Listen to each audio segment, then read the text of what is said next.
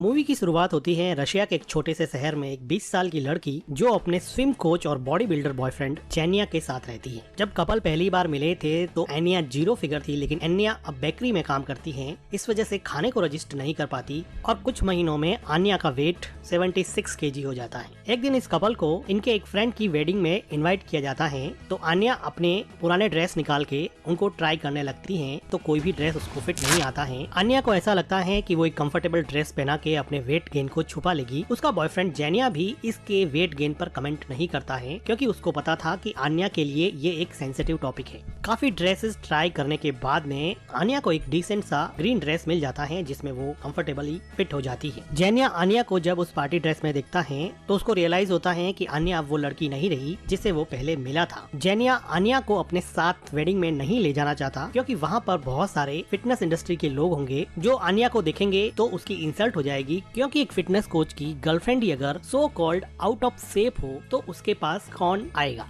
आन्या जेनिया का हिंट समझ जाती है और वो घर पे रुकने के लिए ही एग्री हो जाती है। जाने से पहले जेनिया एनिया को ऊपर उठाता है और काउंटर पे बिठा देता है। आन्या जेनिया को किस करने लगती है तो जेनिया पीछे हट जाता है और वेडिंग के लिए चला जाता है। इस गेस्चर को एनिया क्लियरली नोटिस करती है और लिटिल बिट हर्ट हो जाती है, लेकिन वो कुछ नहीं कर सकती। जेनिया के जाने के बाद में आन्या कंफर्टेबल क्लोथ्स में मोबाइल पर फेसबुक पर अपने फ्रेंड की वेडिंग की पिक्चर स्क्रॉल कर रही थी तो वो देखती है कि लेटेस्ट पोस्ट में जेनिया और एक लड़की काफी इन्वॉल्व लग रहे थे और वो लड़की जेनिया को किस कर रही थी। अपने बॉयफ्रेंड को किसी और लड़की के साथ देखकर आन्या के लिए काफी था कि वो अपनी ड्रेस चेंज करके वेडिंग वेन्यू की तरफ भागे और अपनी बेस्ट फ्रेंड नताशा को उसको पिक करने के लिए बुलाती है। नताशा को भी लगा कि आन्या ने काफी वेट गेन कर लिया है, लेकिन नताशा को आन्या अभी भी बहुत ब्यूटीफुल लग रही थी और वो उसका फेस होल्ड करके कहती है कि अपनी बॉडी के लिए तुम कॉन्फिडेंट रहो, तुम बहुत खूबसूरत लग रही हो। नताशा आन्या को वेडिंग वेन्यू पे छोड़ देती है। आन्या जब वेडिंग वेन्यू के अंदर जाती है तो वो देखती है कि जेनिया उसी लड़की के साथ डांस कर रहा है। अब आन्या के अंदर की जेलेसी ने पूरी तरह से काम कर दिया और वो इन दोनों के बीच में जाके डांस करने लग जाती हैं और जेनिया को किस करती हैं, जिसकी वजह से उस दूसरी लड़की को ऑकवर्ड फील होता है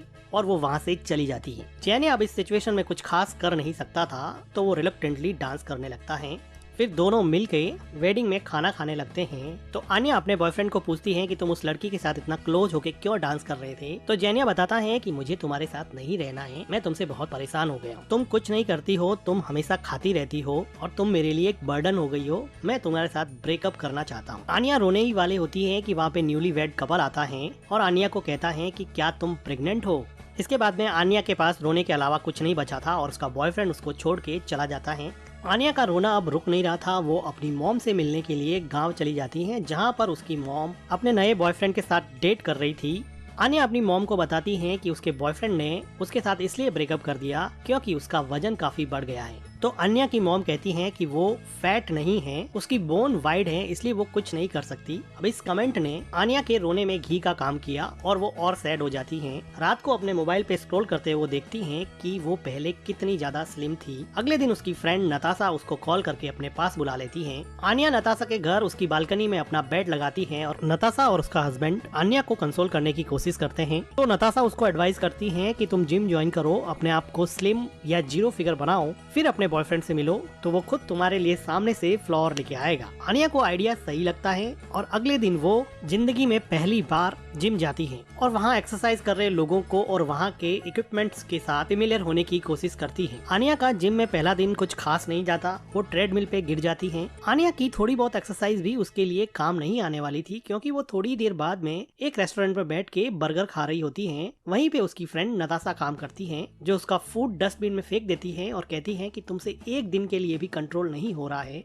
नताशा आन्या को उसका कोल्ड ड्रिंक फेंकने के लिए कहती है, लेकिन आन्या उस कोल्ड ड्रिंक को फेंकने के लिए भी राजी नहीं है। घर जाके आन्या पूरी बॉडी पे मॉइस्चराइजर लगाती हैं और बॉडी पर प्लास्टिक रैप लपेट देती हैं और चिप्स खाते हुए सोचती हैं कि शायद वो अभी स्लिम दिखे। लेकिन आन्या की भूख शांत होने वाली नहीं थी तो वो चुपके से नताशा के फ्रिज से कुछ खाने का सामान निकालती है तो नताशा उसको पकड़ लेती है। आन्या अगले दिन डिसाइड करती है कि वो कुछ भी अनहेल्दी नहीं खाएगी। आन्या एक बेकरी में काम करती थी, इसलिए टेस्टी फूड को रजिस्टर करना उसके लिए काफी मुश्किल था। अपने कंपल्सिव ईटिंग डिसऑर्डर को रिजॉल्व करने के लिए वो एक सेल्फ हेल्प ग्रुप को ज्वाइन करती है जहाँ पर उसको एक लड़का कोलिया मिलता है। कोलिया आन्या को अप्रोच करता है और उसको वो रेस्टोरेंट में खाने के लिए कहता है। अब खाने को आनिया मना नहीं कर सकती थी तो उसके साथ वो खाने चली जाती है। कोलिया आनिया को कहता है कि हम दोनों एक दूसरे के फिटनेस स्पॉन्सर बन सकते हैं, हम दोनों एक दूसरे को इमोशनल सपोर्ट दे सकते हैं, कुछ भी खाने से पहले डिस्कस कर सकते हैं और साथ में स्पोर्ट एक्टिविटी करके अपना वजन कम कर सकते हैं। आनिया पूरी तरह से श्योर नहीं होती है, लेकिन वो सोचती है कि ट्राई करने में तो क्या ही जाता है। अगले दिन कोलिया आनिया के घर पहुंच जाता है और वो उसको एक्सरसाइज करने के लिए पार्क में ले जाने के लिए आता है। आनिया पहले तो जाना नहीं चाहती, लेकिन नताशा के कहने पर वो कोलिया के साथ चली जाती है। अब ये दोनों रोज पार्क में मॉर्निंग में स्पोर्ट एक्टिविटीज करते हैं। आनिया कोलिया को कुछ खास लाइक नहीं करती थी, लेकिन धीरे धीरे वो कोलिया को समझने लगी और उसको पता लगा कि कोलिया एक नाइस पर्सन है और इन दोनों के बीच में काफी अच्छी बॉन्डिंग हो जाती है। कोलिया अपनी बॉडी से शर्मिंदगी महसूस नहीं करता है, वो अपनी बॉडी को असेम्ड फील नहीं करता है, जो आनिया के लिए एक बड़ी अजीब सी बात है क्योंकि वो अपनी बॉडी से काफी सेम फील करती है। लेकिन कोलिया के साथ टाइम स्पेंड करने से आनिया में भी पॉजिटिव बॉडी वाइब्स आने लगी और इन सब वजह से आनिया धीरे धीरे वेट लूज करने लगी और उसका कॉन्फिडेंस वापस आने लगा।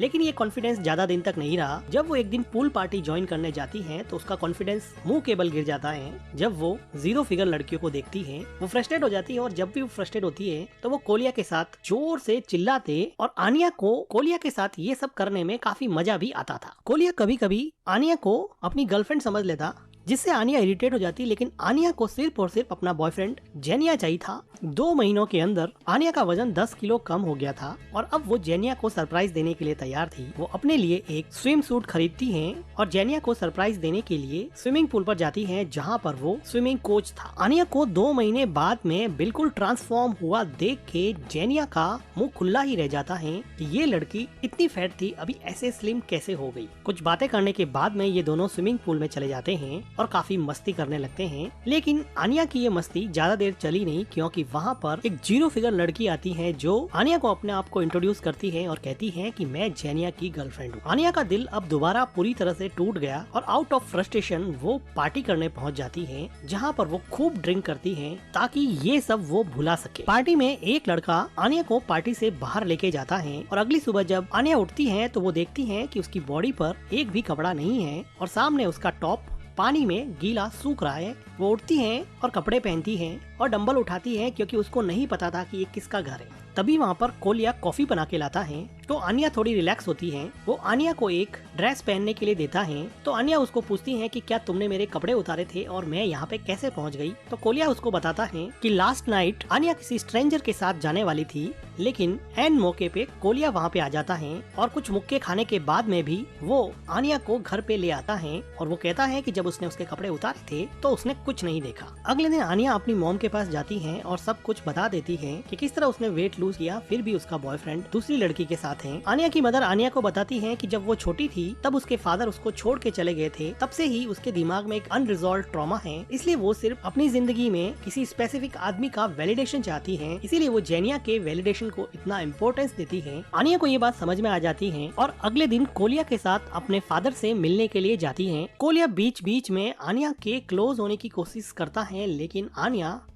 उसको दूर भगा देती है। लेकिन कोलिया आनिया की सच में केयर करता था। जब ये दोनों आनिया के फादर के पास पहुंचते हैं तो वो देखते हैं कि उसके फादर एक लड़की के साथ एक वुडन हाउस में रहते हैं। आनिया अपने फादर से पूछती है कि वो उनसे दूर क्यों चले गए हैं, तो आनिया के फादर बताते हैं कि एक बर्थडे पर मैं तुम्हारे लिए गिफ्ट लेके आया था, लेकिन तुम्हें मुझसे पता नहीं क्या खुन्नस थी कि तुमने मुझे अपनी मिडल फिंगर दिखा के भगा दिया। उसी रात को आनिया एक्सीडेंटली एक कैंडल वुडन हाउस में गिरा देती है, जिसकी वजह से घर में आग लग जाती है। आनिया का फादर आनिया पे चिल्लाता है कि तुमने मेरे घर को आग लगा दी। कोलिया उसको कहता है कि क्या तुम्हें अपनी बेटी की कोई परवाह नहीं है। आनिया का फादर उन दोनों को वहाँ से चले जाने के लिए बोलता है। वो दोनों वहाँ से दुखी होके वापस आ जाते हैं। कोलिया आनिया को उसके घर पे छोड़ देता है तो आनिया जाने से पहले कोलिया को उसके नोज पे किस करती है। अब कोलिया के लिए ये जिंदगी का सबसे खुशनुमा मोमेंट था और वो 7वें आसमान पे चल रहा था। कोलिया की खुशी का ठिकाना नहीं था। वो रास्ते में से कुछ फ्लावर खरीदता है जिसके लिए उसके पास पैसे नहीं थे, लेकिन वो अपनी वॉच दे देता है। इधर आनिया से मिलने के लिए उसका एक्स बॉयफ्रेंड जेनिया आ जाता है, जो कुछ देर बात करने के बाद में अपनी पुरानी केमिस्ट्री को रजिस्टर नहीं कर पाते और एक दूसरे को किस कर बैठते हैं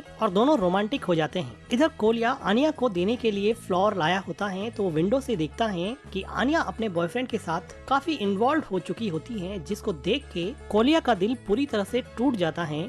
अगली सुबह आनिया और जेनिया दोनों एक साथ उठते हैं तो जेनिया आनिया को कहता है कि तुम पहले से अभी काफी अच्छी लग रही हो। तो आनिया कहती है कि क्या मतलब पहले से ज्यादा अच्छी लग रही हूँ। तो जेनिया उसको बोलता है कि इम्प्रूवमेंट की गुंजाइश अभी भी है। इस बात पे आनिया को रियलाइज होता है कि जेनिया को खुश करना ऑलमोस्ट इम्पॉसिबल है। वो हमेशा एक ऐसे अनसर्टन रिलेशन में रहेगी जिसमें उसकी खुशी जेनिया के वैलिडेशन पे डिपेंड करेगी और उसको हमेशा ये डर लगा रहेगा कि उसका पार्टनर जेनिया उसको कभी भी छोड़ के चला जाएगा। इस बात पर दोनों में आर्ग्यूमेंट होता है और दोनों फिर से झगड़ पड़ते हैं और जेनिया वहाँ से चला जाता है। आनिया अब कोलिया के पास जाती है लेकिन कोलिया उसको कहता है कि तुमने वेट लूज कर दिया है इसलिए अपनी स्पॉन्सरशिप खत्म। तो आनिया फिर नताशा के घर जाती है और वहाँ देखती है कि नताशा भी रो रही होती है क्योंकि उसके और उसके हस्बैंड के बीच में काफी आर्ग्यूमेंट हुआ और वो कहीं चला गया है।